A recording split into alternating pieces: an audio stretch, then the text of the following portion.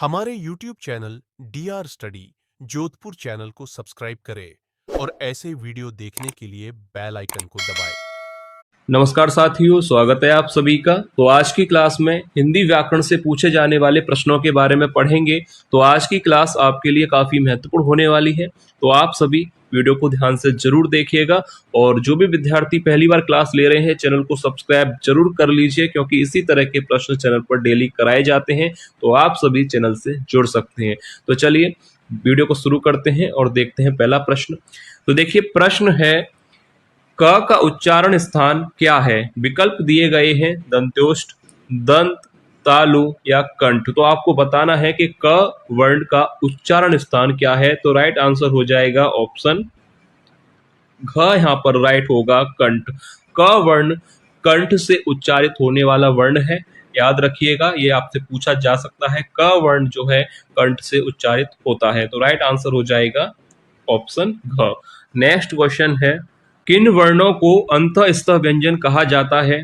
तो right answer यहाँ पर क्या होगा कि किन वर्णों को अंतःस्थ व्यंजन कहा जाता है। तो राइट आंसर हो जाएगा विकल्प यहाँ पर डी सही होगा, य, र, ल और व। याद रखिए, ये प्रश्न बनता है कि अंतःस्थ व्यंजन कहे जाते हैं य, र, ल और व। ये चारों ही व्यंजन अंतःस्थ व्यंजन कहलाते हैं। ये प्रश्न बन सकता है और इनकी संख्या होती है 4। नेक्स्ट क्वेश्चन है, किन वर्णों को अर्ध स्वर कहा जाता है? विकल्प दिए गए हैं ल, र, य और व, अ या आ, च या ख। तो देखिए, अर्ध स्वर कहा जाता है किन वर्णों को? तो याद रखिए, यहाँ पर राइट आंसर हो जाएगा विकल्प यहाँ पर बी सही होगा, य और व। ये दो वर्ण हैं जिनको अर्ध स्वर कहा जाता है, और ये परीक्षा में पूछा जाता है कि अर्ध स्वर कौन से होते हैं। तो राइट आंसर हो जाएगा विकल्प बी, या कॉमा व। याद रखिएगा। नेक्स्ट क्वेश्चन है, निम्न में से ऊष्म वर्ण कौन सा है? त, फ, र या ह। तो आपको बताना है कि ऊष्म वर्ण इनमें से कौन सा है। तो राइट आंसर हो जाएगा ह। यहाँ पर राइट होगा ऊष्म वर्ण है ह। इसके अतिरिक्त ये वर्ण भी ऊष्म वर्ण कहलाते हैं, याद रखिएगा, ऊष्मीय व्यंजन ये कहलाते हैं। यह प्रश्न बन सकता है, आपसे पूछा जा सकता है कि निम्न में से ऊष्म वर्ण है या ऊष्मीय व्यंजन कौन से हैं। तो याद रखिएगा, ये चारों ही वर्ण ऊष्मीय व्यंजन कहलाते हैं। नेक्स्ट क्वेश्चन है, निम्न में से कौन सा महाप्राण नहीं है? विकल्प दिए गए हैं श, स, ख या प। तो आपको बताना है कि इन चारों में से महाप्राण वर्ण नहीं है। तो राइट आंसर हो जाएगा ऑप्शन डी, प यहाँ पर महाप्राण वर्ण नहीं है, यह अल्प प्राण वर्ण है, यानी अल्प प्राण व्यंजन कहलाता है। और स, श और ख ये तीनों ही महाप्राण व्यंजन है। ठीक है, क्लियर है आपको? नेक्स्ट क्वेश्चन है, ज्ञ को वर्णमाला में माना जाता है द्विगुण व्यंजन, संयुक्त व्यंजन, स्वर या व्यंजन। तो देखिए, ज्ञ को वर्णमाला में स्थान दिया गया है संयुक्त व्यंजन के अंतर्गत। तो ऑप्शन बी यहाँ पर राइट आंसर हो जाएगा। ये प्रश्न पूछा जाता है कि ज्ञ को वर्णमाला में स्थान दिया गया है संयुक्त व्यंजन के अंतर्गत। ठीक है, ऑप्शन बी राइट आंसर हो जाएगा। नेक्स्ट क्वेश्चन है, निम्न में से किस शब्द की वर्तनी शुद्ध है? विकल्प दिए गए हैं आगामी, आगामी, आगामी या आगमी। तो राइट आंसर क्या होगा? वर्तनी शुद्ध है, विकल्प सी यहाँ पर राइट हो जाएगा आगामी। ठीक है, याद रखिए, तीनों ही गलत हैं। यहाँ पर आगामी शुद्ध वर्तनी वाला शब्द है, ये पूछा गया था, इसलिए मैंने आपको ये कराया है। आगामी शुद्ध वर्तनी का शब्द है। नेक्स्ट क्वेश्चन है, निम्नलिखित में से कौन सा तत्सम शब्द है? आंख, ईंट, आंसू या आम्र। तो राइट आंसर क्या हो जाएगा? निम्न में से कौन सा शब्द तत्सम है? तो राइट आंसर होगा विकल्प यहाँ पर डी राइट हो जाएगा, आम्र। याद रखिएगा, आंख, ईंट और आंसू ये तीनों ही तद्भव शब्द हैं, तत्सम यहाँ पर होगा डी। नेक्स्ट क्वेश्चन है, योग रूढ़ शब्द किसे कहा जाता है? विकल्प दिए गए हैं सामान्य अर्थ रखते हो ऐसे शब्द, या खंड सार्थक नहीं होते हो, या सामान्य अर्थ को छोड़ विशेष अर्थ देते हो, या निरर्थक शब्द होते हैं। तो देखिए, योग रूढ़ शब्द किसे कहा जाता है कि ऐसे शब्द जो सामान्य अर्थ को छोड़ विशेष अर्थ प्रदान करते हैं, उन शब्दों को योग रूढ़ शब्द कहा जाता है। तो विकल्प सी यहाँ पर बिल्कुल राइट आंसर हो जाएगा। नेक्स्ट क्वेश्चन है, अनुकरण किस प्रकार का शब्द है? तद्भव, तत्सम, देशज या विदेशज। तो देखिए अनुकरण किस प्रकार का शब्द है, तो राइट आंसर हो जाएगा विकल्प बी। यह एक तत्सम शब्द है, ना कि तद्भव। याद रखिए अनुकरण किस प्रकार का शब्द है, यह एक तत्सम शब्द है।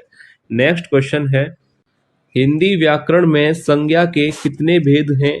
ए 3, 4, 5 या 6। तो हिंदी व्याकरण में संज्ञा के भेद होते हैं 5। तो राइट आंसर हो जाएगा ऑप्शन सी। याद रखिएगा हिंदी व्याकरण में संज्ञा के भेद होते हैं 5। नेक्स्ट क्वेश्चन है, परिवार किस संज्ञा का उदाहरण है? जातिवाचक, भाववाचक, व्यक्तिवाचक या समूहवाचक। तो परिवार किस संज्ञा का उदाहरण है? तो राइट आंसर हो जाएगा यहाँ पर ऑप्शन डी, समूहवाचक संज्ञा का यह उदाहरण है। सरल प्रश्न है कि परिवार किस संज्ञा का उदाहरण है? समूहवाचक। नेक्स्ट क्वेश्चन है, सार्वनामिक विशेषण किसे कहा जाता है? विकल्प दिए गए हैं कि जो शब्द संज्ञा के पहले आते हैं, या जो शब्द संज्ञा के बाद आते हैं, या जो शब्द सर्वनाम के बाद आते हैं, या यह शब्द वाक्य में नहीं आते। तो सार्वनामिक विशेषण आपने पढ़ा होगा, तो जो शब्द संज्ञा के पहले आते हैं सार्वनामिक विशेषण कहलाते हैं। तो राइट आंसर यहाँ पर हो जाएगा पहला ही विकल्प सही होगा कि जो शब्द संज्ञा के पहले आते हैं सार्वनामिक विशेषण कहलाते हैं। यह प्रश्न, यह परिभाषा आपसे 4 नंबर के लिए पूछी जा सकती है, तो एक बार अच्छी तरह से देख लीजिएगा कि सार्वनामिक विशेषण वो होते हैं जो शब्द संज्ञा के पहले आते हैं, सार्वनामिक विशेषण कहलाते हैं। नेक्स्ट क्वेश्चन है, किस वाक्य में क्रिया भूतकाल में नहीं है? ऑप्शन है कि वह पढ़ रहा था, या उसने पढ़ाई पूरी कर ली, या वह पढ़ने वाला है, या उसने पढ़ाई की थी। तो देखिए आपको बताना है कि इन चारों वाक्यों में भूतकाल में क्रिया किस वाक्य में नहीं है। तो राइट आंसर हो जाएगा ऑप्शन सी, वह पढ़ने वाला है। तो यह यहाँ पर यह प्रश्न जो है वर्तमान काल में है कि वह पढ़ने वाला है, यह क्रिया यहाँ पर भूतकाल में नहीं है। तो विकल्प सी यहाँ पर बिल्कुल राइट आंसर हो जाएगा। नेक्स्ट क्वेश्चन है, निम्न में से कौन यड़ संधि का शब्द नहीं है? अत्याचार, स्वागत, तथैव या अत्यधिक। तो देखिए यहाँ पर आपसे पूछा गया है कि यड़ संधि का शब्द नहीं है, तो राइट आंसर हो जाएगा विकल्प सी, तथैव।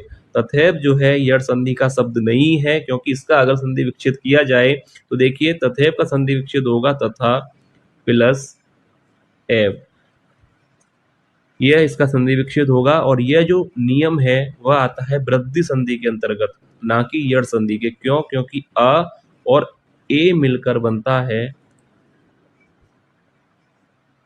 इस वजह से यह जो शब्द है वह यड़ संधि का नहीं है। बाकी अत्याचार, स्वागत और अत्यधिक ये तीनों ही शब्द यड़ संधि के हैं। तथैव यड़ संधि का नहीं है, यह वृद्धि संधि का उदाहरण है या वृद्धि संधि का शब्द है। ठीक है, क्योंकि यह जो नियम है वह है वृद्धि संधि का, ना कि यड़ संधि का। तो राइट आंसर यहाँ पर सी हो जाएगा। क्लियर है आपको? नेक्स्ट क्वेश्चन देखते हैं, वृक्ष से पत्ते गिरते हैं, इस वाक्य में कारक है अधिकरण, कर्म, करण या अपादान। तो देखिए वृक्ष से पत्ते गिरते हैं, यह जो वाक्य है काफी बार परीक्षा में पूछा जाता है कि इसमें कारक कौन सा है, अधिकरण कारक है या कर्म कारक, करण कारक है या अपादान। तो देखिए वृक्ष से पत्ते गिरते हैं, यहाँ पर जहां पर अलगाव की स्थिति हो वहां पर अपादान कारक होता है। यहाँ पर ऑप्शन डी राइट हो जाएगा, क्योंकि वृक्ष से पत्ते गिरते हैं, अलगाव की स्थिति है, तो ऑप्शन डी राइट होगा, अपादान कारक यहाँ पर राइट आंसर हो जाएगा। नेक्स्ट, और ये एक बार याद रखिएगा, ये पूछा जाता है परीक्षा में और इसका आंसर अच्छी तरह से देख लीजिएगा कि अपादान कारक होगा।